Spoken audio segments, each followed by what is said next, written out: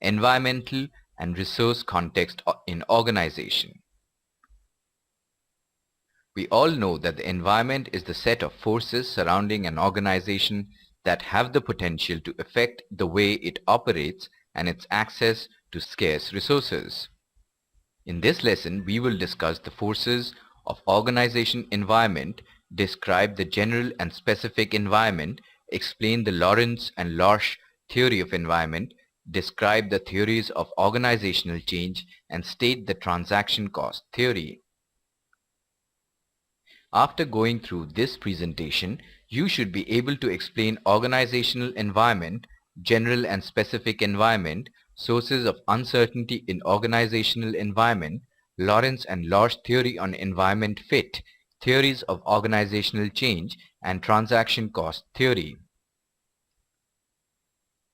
Forces in the environment that affect an organization's ability to secure these scarce resources include competition from rivals for customers, rapid changes in technology, increase in price of inputs. All these factors erode an organization's competitive advantage. Environment includes 5 factors. First is economic. Economic environment refers to all forces that have an economic impact on business. There is a close relationship between business and its economic environment. Second is politico-legal. The 3 political institutions, legislature, executive, and judiciary exert influence and control business activities. A stable and dynamic political environment is necessary and is indispensable for the growth of business. Third is socio-cultural. Factors that can be included in the socio-cultural environment include people's attitude to work and wealth, role of marriage and family life, religion and education, ethical issues and social responsiveness of business. Fourth is technological. Technology is the systematic application of knowledge to practical tasks. Fifth is global. Organizations are forced to view business issues from a global perspective. The customer, the distributors, the unions, the competitors, the suppliers, and the government form the specific environment. An organization attempts to structure its transactions with the environment to protect and enlarge its domain so that it can increase its ability to create value for its stakeholders like shareholders, employees, customers, etc. Customer satisfaction is the ultimate aim of all economic activity. This involves more than the offer of products at the lowest possible price. An important force in the environment of a business enterprise is the suppliers, who supply the enterprise with inputs like raw materials and components. The associations formed by workers have come to be known as trade unions. A firm's competitors include not only the other firms that market the same or similar products, but also those who compete for the discretionary income of the consumers. General environment. The general environment consists of forces that shape the specific environment and affect the ability of all organizations in a particular environment to obtain resources. General environment includes cultural forces, international forces, political forces, environmental forces, economic forces, and technological forces. Cultural and social values affect a country's attitude towards both domestic and overseas products and companies.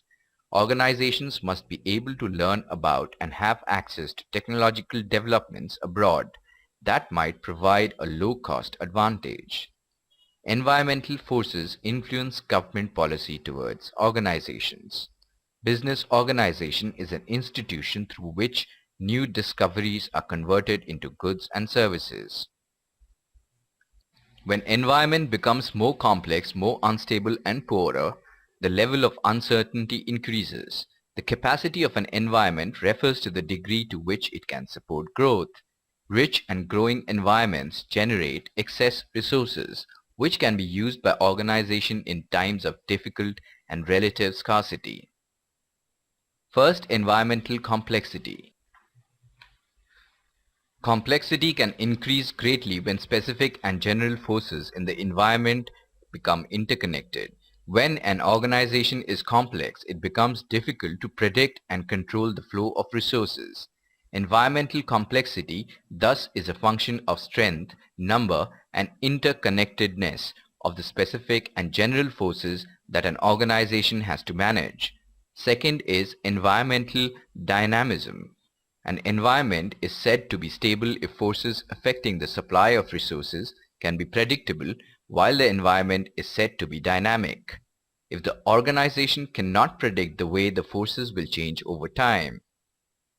Third is environmental richness. Environmental richness is a function of the amount of resources available to support an organization's domain. Environments are poor for two reasons. First is the organization may be located in a poor country or region, and second, there is a high level of competition and organizations may not be able to get the resources desired. Lawrence and Lorsch identified three main sub-environments.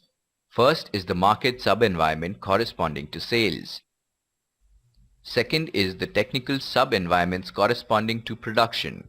Third is the scientific sub-environments corresponding to research and development. The Lawrence and Lorsch identified organizational parts or subsystems as marketing, production, and research. The extent of differentiation between departments was greater in an uncertain environment than when they were in a stable environment. The conclusions made by Lawrence and Lorsch were reinforced by Burns and Stocker when they concluded that organizations need different kinds of structure to control activities when they need to adapt and respond to change in the environment.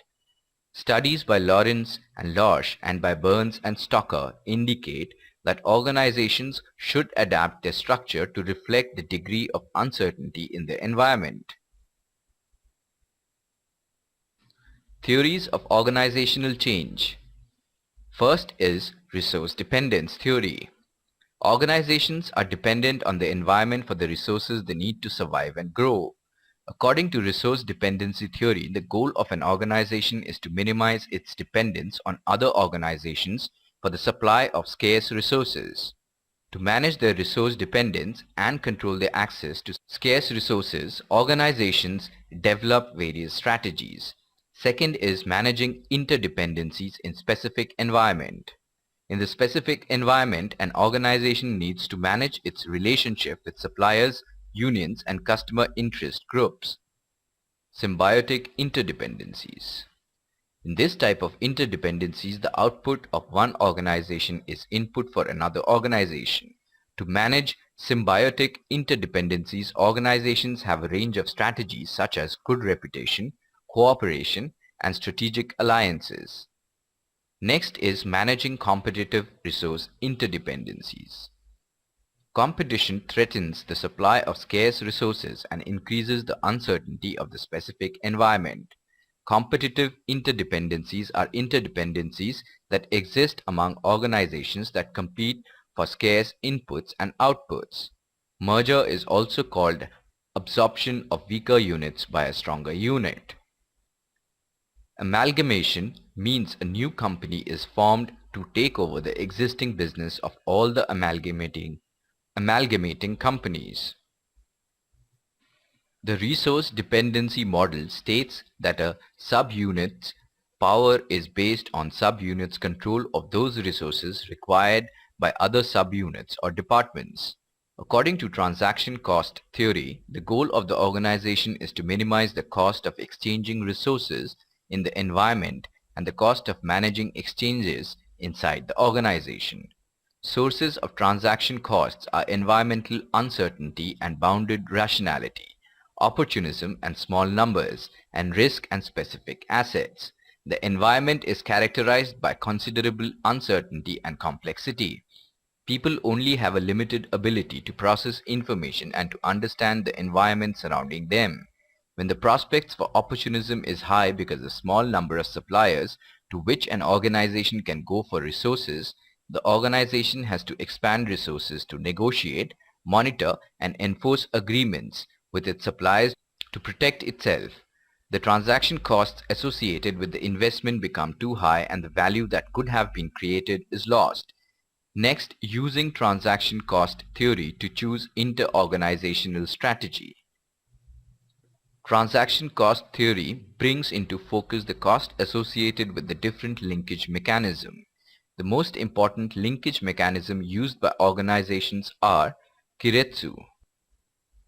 Kiretsu is the Japanese term for the mechanism for achieving the benefits of a formal linkage mechanism without incurring its costs. Franchising. A franchisee is a business that is authorized to sell a company's products in a certain area. Outsourcing. Outsourcing is moving a value creation activity that was performed inside an organization to outside organizations. The best mechanism for an organization is one that minimizes transaction and bureaucratic costs. If you have understood the various concepts discussed in this lesson clearly, an outsourcing is a business that is authorized to sell a company's products in a certain area. Right or wrong? Wrong. According to resource dependency theory, the goal of an organization is to minimize its dependence on other organizations for the supply of scarce resources. Right or wrong? Right. A franchisee is moving a value creation activity that was performed inside an organization to outside organizations.